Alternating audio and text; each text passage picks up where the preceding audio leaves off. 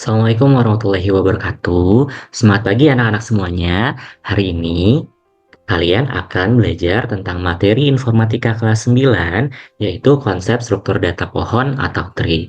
Yuk kita simak bareng-bareng. Oke, tujuan pembelajaran kita untuk materi kali ini yaitu melalui pembelajaran dengan model Discovery Learning, kalian diharapkan mampu yang pertama adalah memahami konsep struktur data pohon atau tree. Yang kedua adalah menginterpretasikan atau menggambarkan struktur data pohon ke bentuk diagram Venn, notasi tingkat, dan notasi kurung. Profil pelajar Pancasila yang diharapkan tumbuh oleh kalian setelah mempelajari materi ini yaitu mandiri, kemudian bernalar kritis, kemudian bergotong royong. Oke, sekarang kita lihat bagian yang pertama ini ya. Jadi, coba apa sih yang kalian pikirkan terkait gambar di samping ini? Silahkan tulis di buku kalian sebanyak-banyaknya tentang apa yang kalian pikirkan atau tentang apa yang kalian ingin pelajari terkait bagian di samping ini. Kemudian yang kedua, di mana kalian biasa melihat bagian struktur data seperti ini?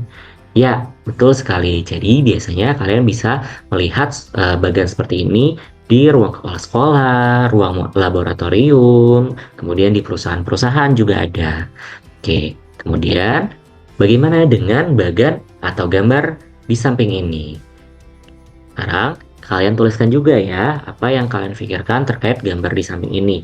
Ya, tulis sebanyak-banyaknya di buku kalian tentang apa yang kalian pikirkan dan tentang apa sih yang ingin kalian tahu dari gambar berikut ini. Kemudian, apa kegunaan bagan struktur data seperti ini? Ya, tepat sekali. Jadi, kegunaan dari bagan struktur seperti ini adalah kalian bisa melihat suatu struktur keluarga atau asal-usul dari suatu keluarga. Seperti itu ya. Oke, sekarang adalah istilah-istilah dalam struktur data pohon. Yang pertama adalah node. Node itu adalah entitas yang mengandung nilai. Seperti apa sih? Kita lihat bersama. Oke, node itu seperti ini. Jadi, seluruh nilai-nilai yang ada di dalam suatu struktur itu disebut sebagai node atau simpul. Jadi, dari A, B, C, D, E, F, G itu disebut sebagai node. Seperti itu ya. Atau entitas yang mengandung nilai. Kemudian, parent node. Itu adalah induk dari setiap simpul. Oke, bagaimana parent node itu? Kita lihat bersama. Jadi parent node adalah seperti ini. Jadi A itu bisa disebut sebagai parent node, B parent node, C parent node, E parent node juga. Bagaimana penjelasannya? Kita lihat. Node A adalah parent node dari B dan C.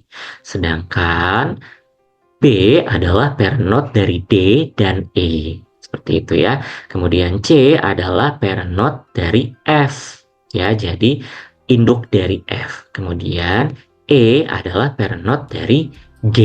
Ya, jadi E itu adalah induk dari G atau disebut sebagai parent node. Selanjutnya yang ketiga adalah child node. Ya, child node itu adalah simpul turunan dari simpul atasnya. Jadi kalau tadi parent itu adalah orang tuanya atau induk atasnya, child itu adalah simpul turunannya. Seperti apa? Kita lihat bersama.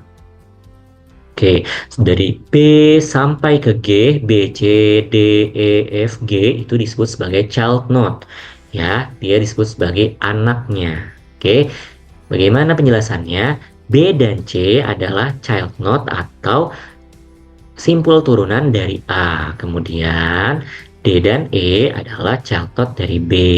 Kemudian G adalah child node dari E. Kemudian F adalah child node dari C. Jadi child node itu adalah simpul turunan dari simpul atasnya. Seperti itu ya.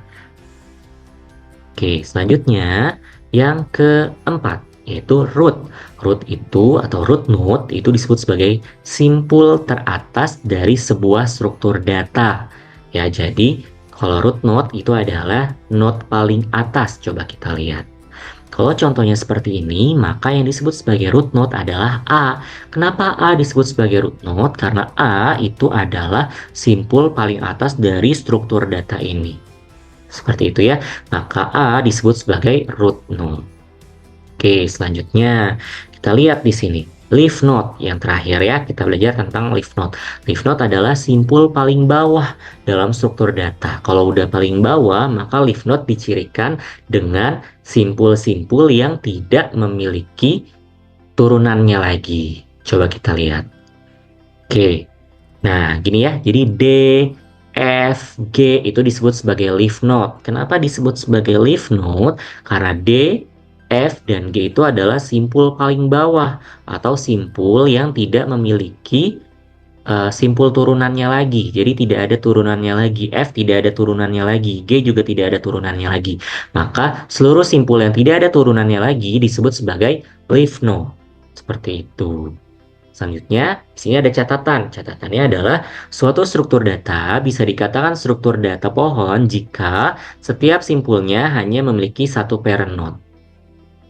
Seperti itu ya, jika memiliki satu parent node. Coba kita lihat bersama ya. Oke, sekarang kalian sudah melihat dua bagian ini. Sekarang bandingkanlah apakah keduanya dapat disebut sebagai struktur data pohon. Yang perlu kalian ingat adalah struktur data pohon itu setiap node-nya atau setiap simpulnya hanya memiliki satu parent saja.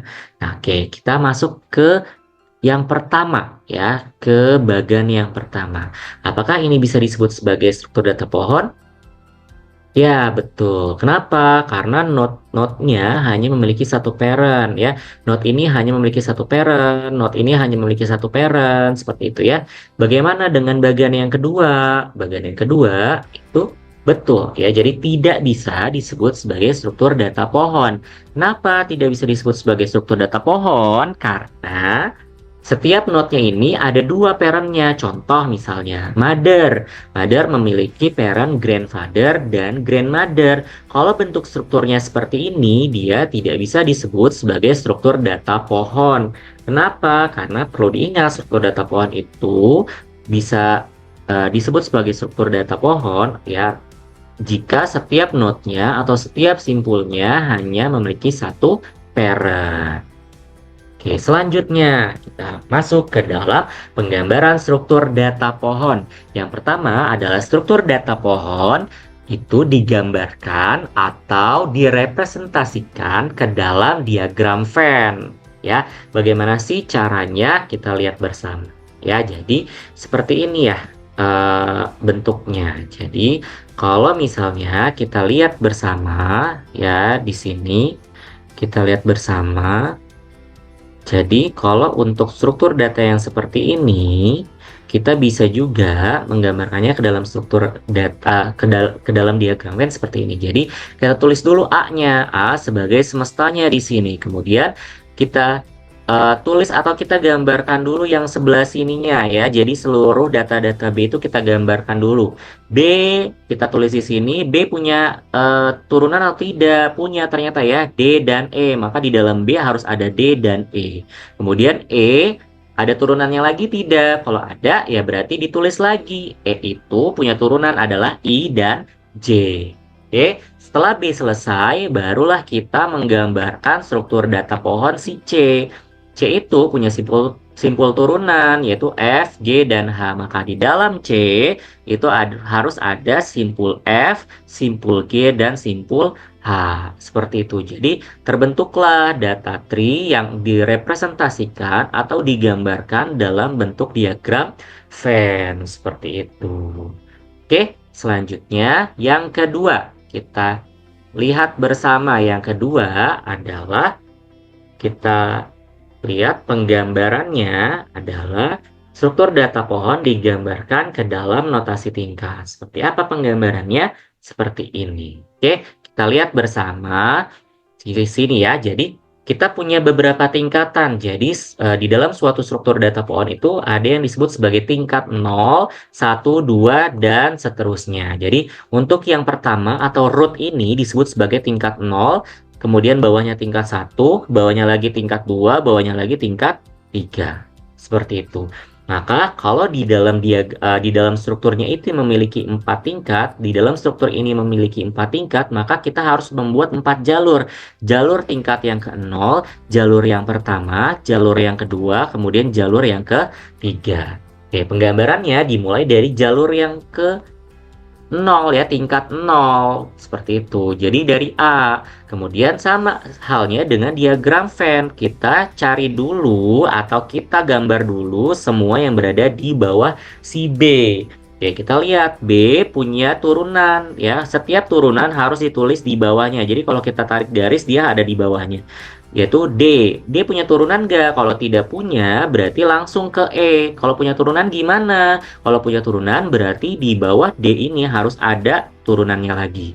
Tapi ternyata di dalam struktur ini kan D tidak punya turunan ya, sehingga langsung ke E. E punya turunan. Kita lihat bersama di sini ya. Jadi E itu ada simpul turunan yaitu I dan J. Nah, setelah semua hal yang atau semua simpul yang ada di B sudah selesai dibuat, kita baru ke C. Nah, C berarti bukan berada di bawah B, ya, bukan berada tepat di bawah B, tapi di bawahnya lagi. Ya, setelah semua B-nya selesai, maka di bawah garis itu akan ada C. Nah, C ada simpul turunannya tidak, ternyata ada ya. Di sini ada 3 F, G, dan H. Nah, oke, kalau kita garis lagi, maka FGH-nya ada di bawah garis ini, itu F, G, dan H. Seperti itu ya. Jadi, beginilah penggambaran data pohon atau data tree ke dalam notasi tingkat. Oke, selanjutnya kita masuk ke penggambaran yang ketiga. Ya, penggambaran ketiga gimana? Struktur data tree atau data pohon digambarkan ke dalam notasi kurung. Seperti apa? Seperti ini ya. Oke, caranya gimana? Sama halnya dengan diagram Venn dan notasi tingkat. Jadi ini semua kita habiskan terlebih dahulu penggambarannya, baru yang ini. Oke, kita mulai dari A ya, mulai dari A. Buka kurung A ya, kemudian A punya cabang nggak atau punya turunan nggak? Punya. B sama C, berarti setiap dia bertemu dengan turunannya dia buka ya, dia buka kurung. Kemudian B kita ke D dulu ya, habis B terus D. D punya turunan nggak? Kalau tidak punya berarti langsung ke E temennya. Jadi kalau dia sejajar ditandai dengan tanda koma. Ya, kalau dia turunan ditandai dengan buka kurung. Ya, jadi E buka kurung. Ada I sama J sebagai anaknya atau sebagai child node ya. Kemudian tutup kurung, kemudian tutup kurung lagi. Tutup kurung yang kedua ini buat apa? Untuk mengurung semua anak-anak yang berada di bawah B. Gitu kan ya. Jadi ini udah buka kurung di sini, maka tutup kurung di sini. Oke, semua B udah selesai di sini, barulah kita ke C ya.